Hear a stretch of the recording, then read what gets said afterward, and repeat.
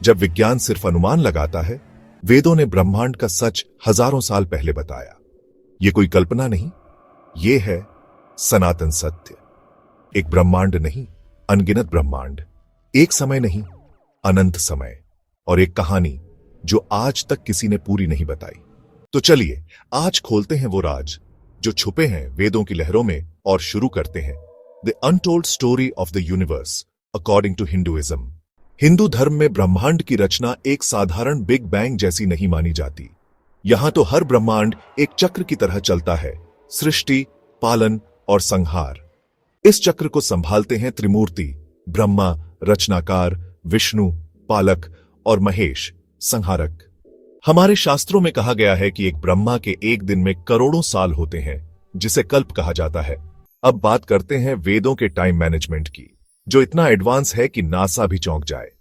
एक मानव वर्ष equal sign एक दिन देवताओं का, एक कल्प इक्वल साइन ब्रह्मा का एक दिन इक्वल साइन 4.32 अरब वर्ष। हिंदू धर्म के अनुसार समय रेखीय नहीं बल्कि चक्रीय साइक्लिक है।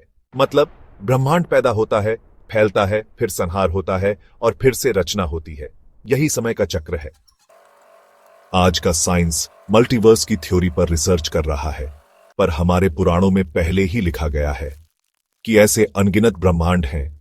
विष्णु सहस्रनाम में कहा गया है, भगवान विष्णु के हर सांस में एक ब्रह्मांड बनता और खत्म होता है।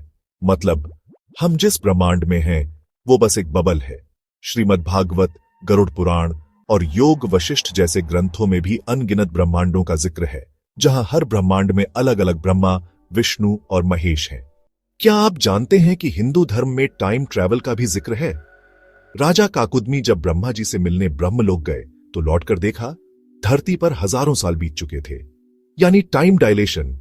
यही साइंस कहता है, जब आप किसी हाई ग्रेविटी या हाई स्पीड स्पेस में जाते हैं तो वक्त धीरे चलता है। हिंदू धर्म केवल एक धार्मिक पथ नहीं है, यह एक विज्ञान है जो ब्रह्मांड की बारीकियों को हजारों साल पहले समझ चुका था। अब जब साइंस इन बातों को धीरे धीरे साबित कर रहा है, हमें गर्व होना चाहिए अपने ज्ञान, अपनी संस्कृति और अपने वेदों पर। अगर आपको यह ब्रह्मांडीय सफर पसंद आया हो तो वीडियो को लाइक और शेयर करें और चैनल YT नीटेश को सब्सक्राइब करना ना भूलें। अगली बार और भी रोचक टॉपिक के साथ मिलते हैं। तब तक के लिए जय सनातन धर्म।